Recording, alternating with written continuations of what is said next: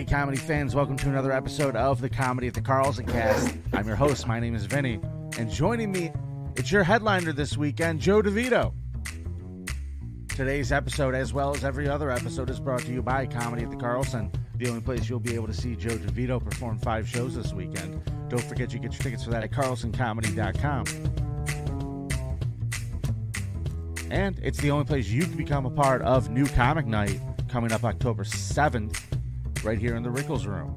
For more information or to sign up to perform, visit newcomicnight.com. And now, let's kick it over to the studio and start the show. Good evening, Carlsoncasters. My guest today, he's an author, he's a writer, he's a stand-up comedian. He's been performing for going on just about 20 years now. You know him from many television appearances, as much as his Dry Bar special, Dating Over 40, is like a thrift store shopping. Sorry, folks.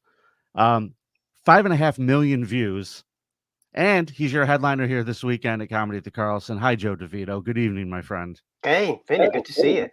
Yeah, man. I feel like it's been a while. You are one of those performers that I am always been in awe of. I've always been in awe of your joke writing. I think you're a fantastic joke writer. And when I first started doing comedy, you were one of the first performers that I had the opportunity to sit back and like watch for a full weekend. You know, when new comics go through that phase and they somebody like a bunch of times and they're just trying to figure stand-up out. You were one of those guys for me. Oh, thanks, man. Well, I was thinking of I know you opened for me at the Old Room at least once, and then there was a time in Syracuse, right? And then the last time was that theater during some Italian week where nothing had anything to do with being Italian. Except for our names. Yes. Except for us. Yeah. We were the only Italian part of that festival. Was that the Auburn Public Theater? Yes, that's the one. Okay. I forgot that was an Italian festival. Yeah. Well, I got to tell you, man, it's so good to be able to catch up with you. And I'm sorry I'm going to be out of town this week, but you are going to be making your debut at Comedy at the Carlson. This is going to be your first time here. We're excited to host you, man. Yeah, it's going to be fun. I always had a good time at the other room, and you know, Rochester's a pretty fun town. I used to come up there to do a not just the other club, but a benefit at the Jiva Theater. Is that the name of it? Mm-hmm. Yeah, we used to do a really nice breast cancer benefit up there. So I've been up there a bunch of times. For some reason, I decided to drive instead of flying. Okay. I don't know why I decided that. It's a gamble, but in 2023, the way the airlines have no problem stranding people, may not be the worst idea. Yeah, because the flight was about $4 the first time I checked it, direct from JFK to Rochester. So I think I may have been a blown call, but it'll give me plenty of time to ruminate. That's what I enjoy doing, driving along, thinking of past wrongs people have done to me. My only concern for you is it might snow. Who knows? I know, right? So listen, Joe, I learned something about you this week because I guess I've always kind of known you, but I didn't know that much about you. And I didn't realize that you had such a background and you started off in journalism and you wanted to be a journalist. Is that accurate? Yeah. You know, when I was in school, it was weird. I was a creative guy and I was so bad at anything practical that I remember my college friends going on their interviews to go for accounting firms and things like that. And all I knew was I knew how to write and I was good at it and I enjoyed it. So when I graduated, I got jobs with small ad agencies and PR firms. And then I did some, writing on my own on the side. And one of the things that got me into stand-up was I started to write humor columns for a magazine that they handed out for free in strip clubs. Yeah. All right. That's one way to build an audience. Yeah. Well, I was at a strip club and I was a young man at the time. And on the way out, I saw a magazine. So who else besides a nerd like me would be in a strip club and think, "Oh, something to read later"? A periodical. Yes. Yeah. And I was reading it. And it said that they were looking for a new humor writer. So I thought, "Oh, I haven't done that since college. Let me try that." So I wrote a humor column every month under a fake name, and I started to send those around. And people told me, "Hey, you're still funny. You should probably try stand up." What was your pen name for the strip club magazine? It was the Iceman, because that's what my family's business was in the Bronx. They delivered ice in the days before refrigerators. Okay. Yeah. So your goal was, hey, listen, I'm going to get my toe into the door back. I'm going to get my foot in the door back into journalism by writing some humor columns and seeing where this goes, getting published, so to speak. Yeah. Yeah, because that was my thing when I was in college, was that I wrote for the university newspaper. I think that was probably my first experience with being funny for an audience. But the idea of getting up in front of people, there was no way I was going to do that. The only performing I did was I played guitar in punk and metal bands, which was great because if you didn't like what the audience was doing, you could just turn your guitar up louder. And Solid then point. when I started doing stand up, I remember the first 2 years, the nerves were so bad, and that I would be throwing up before even open mics and stuff. But I always tell people what cured me of that was the comedy clubs in New York City. The bathrooms were so gross. I didn't even want to throw up in the bathroom. So I recovered from that. I guess I'll do it on the stage. Yeah. So I guess you didn't tell me exactly how you ended up on the stage from that. What was the Oh, transition? What actually got you to step onto the stand-up stages from well, writing for the strip club magazine? Because I'm still lost. so There's a piece I missing in the puzzle. yes, there is a bridge there. I took a writing for stand up 1 day class, which I thought was interesting, and then easily a year and a half went by. I was too afraid to get on stage, and I was at a job. I was with my friends from work who I was just telling stories about my family, and they'd read the columns I was writing. And a coworker who was very funny, she said, "Look, you got to try this." So she signed me up for a class, and she took the class with me to make sure that I wouldn't wimp out. Really? Yeah, so I did one of these things where it was in New York City. They used to have these kiosks on the street before everything was done online for seminar center, and there were all these stupid things like how to talk to your dead pet and how to learn how to do real estate. But one was 5 sessions how to do stand up comedy. So we tried it. She did the class with me, and I remember just even being in a room with 8 people, just the nerves and stage fright killing me. But you know what it's like. You just have to keep doing it over and over and over again, punishing yourself, and that's how you get over those jitters.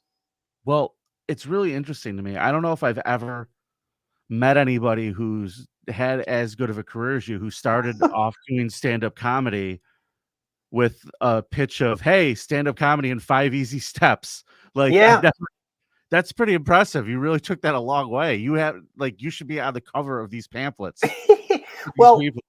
yeah, I think probably for Seminar Center, I'm the most successful person ever to take one of their $70 classes. I don't Yeah, know. I'm. This guy at my street who talks to dead animals all the time. Well, when I started, I was 32, which I think I considered pretty old at the time. But I was never one of these. I would read these interviews with people who they say I knew I wanted to do this from when I was a child, and it was when I started doing it. People who knew me always said, "Yeah, we knew you would eventually end up doing something like this." But I wanted to be a rock star. I did. To me, telling jokes, it was it was pretty corny. Like I started to follow my dreams and so forth in the '90s, and that was a terrible time for stand-up comedy. Right. The boom was dying down. The boom was over, but the cable channels were still saturated. At the time, I was, I guess, whatever you would call a hipster type in '93. So stand-up comedy was like a gross out. Like, ugh. But I think Yeah. it was good because I started in 2001, and there were no expectations. Nobody thought you were gonna do anything with it. So we just wanted to get funny and have good shows. It's so strange. 10 years later, I would hear somebody at an open mic say, uh, they're working on their Montreal set, for a festival, and I think you don't have 3 jokes. Why are you worried about this now? So in a way, I got lucky. You did. You did. You definitely breathed some rarefied air, Joe, whether you know it or not. You do, sir. So, writing for magazines, writing humor articles and things like that's very different than writing a stand-up set, Yeah, obviously. And I don't know if everybody necessarily realizes the intricacies and the differences. Maybe you could touch on that for a little bit for people. Like, what are the things yeah. that uh, you had to kind of train yourself not to do when writing for stand-up versus writing for someone reading? Yeah. That was the first thing I learned was I could write something that if you read it, you'd laugh, and that didn't necessarily mean anything on stage. And I remember being intrigued by that, thinking, I can write something. I can get a laugh out of you in every sentence if you're reading it. But when you read something, the writer controls the way you absorb the information because it's linear. It's Mhm. one line at a time, words following each other. So that if I want to set a trap, I know exactly where to put it, and then spring the trap at the end of the sentence. But it's different when you get up there and say it. And as a writing nerd, I would hate it when I would see guys go up with no material and crush just based on charisma because I couldn't do that. Okay. Yeah, which is funny because I think the guy who kind of opened stand up for when I was doing it was when Dane Cook blew up. Then suddenly stand up became cool. But before that, it was just nerds like me wanting to write clever jokes and all that. So, yeah, I learned that you can have great material, but if you can't sell it and you can't deliver it, nobody cares. Yeah. You You gotta just, be the total package for stand-up. I mean, I that's one of those things yeah. that seems like a given. Mm. Like, you could write the joke, but you can't tell the joke, you can't be a comedian. Yeah, yeah. There's so many ways it could go wrong, Vinny. I'm amazed that it ever works. I don't think people realize that the fact that you're able to pull it off at all is look at it this way: like when you go up, you're using your words and the way you move and your facial expressions to get an involuntary response from people. Mhm. They can't think about it and say, "Oh, I guess I'll laugh at that." So it's like going up and saying something that makes a room full of strangers all sneeze at the same time, which is also a trick I'm working on in these Okay, post-COVID times. okay. Are you gonna be doing that this weekend? No, this week I'll just be hypnotizing people to leave their wallets and their bras in a big pile on the side of the stage. Amazing. Yeah, Amazing. amazing. I saw a guy do that Sunday morning, it was pretty good. It was pretty good. So, I wanna talk to you about this, Dry Bar special. You're a couple Uh-huh. years out from that now, and I feel like, a lot of big things kinda came from that. How did you get hooked up with Dry Bar, and were you apprehensive about working for or doing a special for an organization that tends to be so, clean? Yeah. Uh, I'd started to Not hear that you're about. a dirty comic, I'm sorry, I Well, should but preface but that. that is, for the audience to know, Dry Bar is a company that was owned by a Christian entertainment company. So they specialize in clean comedy specials, and they're taped in Provo, Utah, in front of Yeah. mostly Mormon audience. And I'd seen the first season, and they looked really good. And I thought, oh, this would be a good way to get maybe a clip go viral. This is back, I think 2019 is when I did mine. And I remember they gave me two shots at it. You do two tapings in the night you're there. And I thought, oh, Sebastian's really blowing up. All right, there's an audience for Italian family stuff. Maybe I'll do my Italian family stuff. So the first show I do it, and I'm 5 minutes into it, and I realize I'm in Provo, Utah, and they have no idea what I'm talking about. So I had to switch out of that. So when I've done tapings before, if there's two, you want to nail it in the first one, and then you can coast in the second. But this time I knew I got to nail it in the second show, or it's not going to happen. Well, you did. It's a I great got set. lucky. It's a great set. Like I said earlier in your introduction, 5.5 million people have watched Yeah. that. That's Yeah, and another 5 million on Facebook. that's a win, man. Yeah, it's pretty That is a wild. win. So, you've kind of bridged that, and now you're doing a lot of television work. I Yeah. know that you are appearing as a panelist on Gutfeld quite often. How's Mhm. that going for you? You liking it?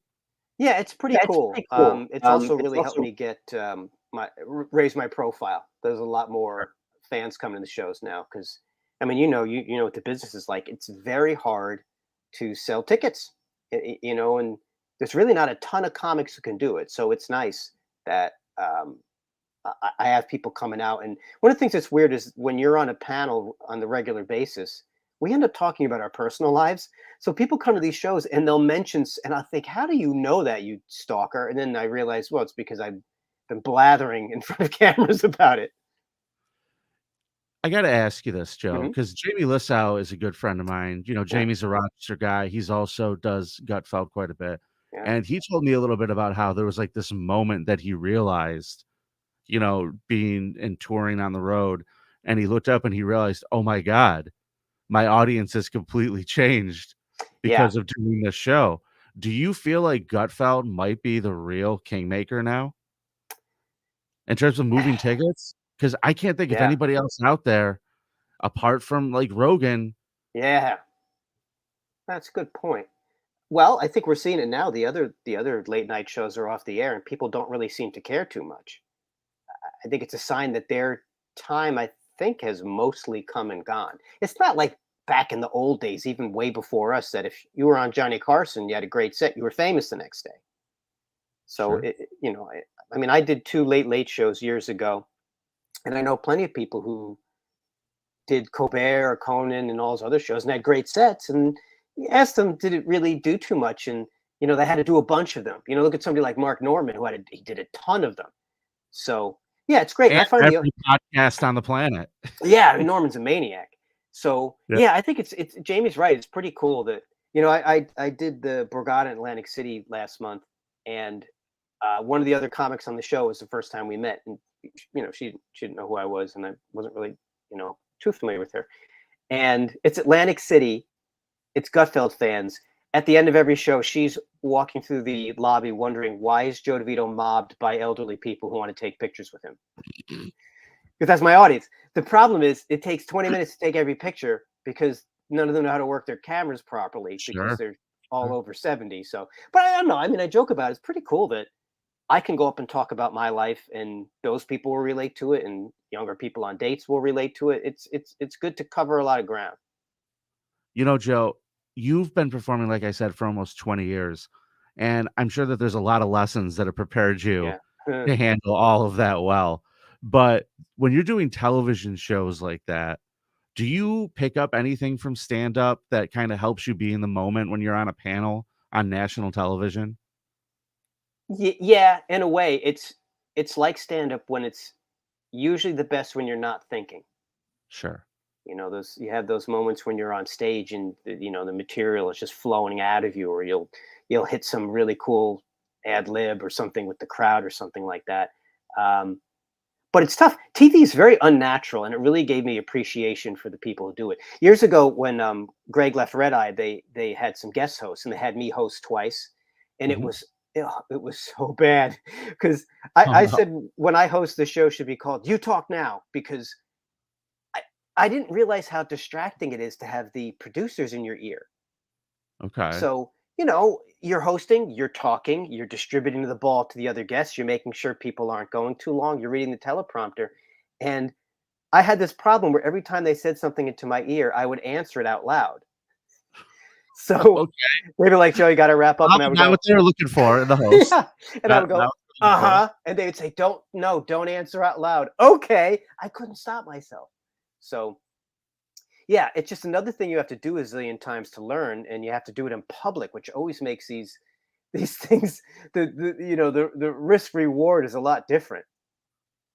Well, I'm really happy that you're doing so well and that things are Thanks. going so great. And I'm also really happy that you're finally making it to Comedy the Carlson. We're so excited, like I told you before, to have you here this weekend.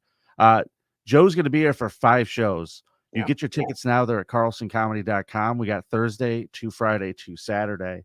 And one of the things that I like to talk to every comic that we have on the show about, because a lot of our audience is younger performers, a lot of Yeah. people who like the show are folks who want to get into stand up. And something I like to ask people is a simple question, because it's everybody's path is different. But if you had to go back in time, knowing everything that you knew now, okay, you have all of the years of knowledge Wow. and experience, right? But you're starting right now in 2023. You're Ooh. just starting out, but you know it all. You know everything you know. What's your first move, Joe? Wow. Well, it's a lot different now because with social media, you can do things, that wasn't an option when I started 20 years ago. But I guess I'll give some general advice that doesn't depend on Please. technology. I would say once you learn that nobody cares what you're doing, it's a huge weight is lifted off of you. That if you screw up, it doesn't matter. Nobody cares. So I think that was one of the reasons I always try to get on stage a million times and tell people get a ton of stage time, because if you do well, you got to do it again, and if you bomb, you get another chance real soon. Because ooh, the good feeling from a good set dissipates pretty quick, But when you really stink up the joint, it stays with you. So you want to be able to shake that off. So I would say, yeah, don't worry about what other people think. Don't worry about any of the BS with the business or any of the gossip.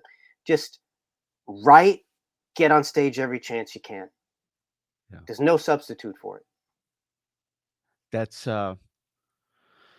there's no argument here. There's nothing to argue. That's really what you need to do, folks, is write and get up on stage. So one of the other things you should do is grab your ticket to see Joe Devito this weekend and do what I did when I started out. Watch Joe. You'll learn a lot.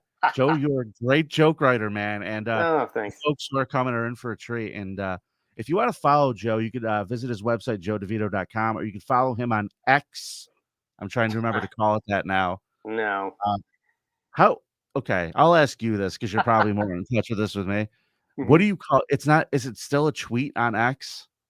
Oh, he's insane. He wants to give everything numbers instead of names and letters and all that. I'm going to call it Twitter until people don't know what I'm talking about. But I'm also in the age demo now where I can refer to things by completely outdated terminology. So I get a pass on that. Yeah. You know, at some point, kids are going, he still calls it Twitter. I might even call it the Twitter Okay. on the internets. Perfect. So you follow Joe on Twitter and Instagram at Joe DeVito Comedy. And do you have anything fun coming up, Joe? Anything we should be keeping an eye out for? No, I'm just looking forward to the weekend. It's going to be a good time. Yeah, I've been hearing so many good things about the room, so it's going to be fun. I'm hoping a lot of fans will come out and plug it on the air. It's going to be a good time. All right, folks. Well, thank you so much for tuning in to the live show tonight. We will be back next week with another episode, and go get your tickets to see Joe. Remember, act right, Rochester. Joe, don't go anywhere, but we're going to get out of here for the audience. Thank you for being awesome and watching another episode of the Carlsoncast. Don't forget we're streaming live on Facebook and YouTube every Friday morning. You could also follow us on social media on Twitter and Instagram at Carlsoncast. You can listen anytime on iTunes, Google Play, and we're now available on Spotify. You should also check out an amazing app called Laughable. And on the Laughable app, you can connect to your favorite comedians in a way you never thought you could before. Download it in the App Store and visit carlsoncast.com for information on more shows. And don't be a jerk, rate and review.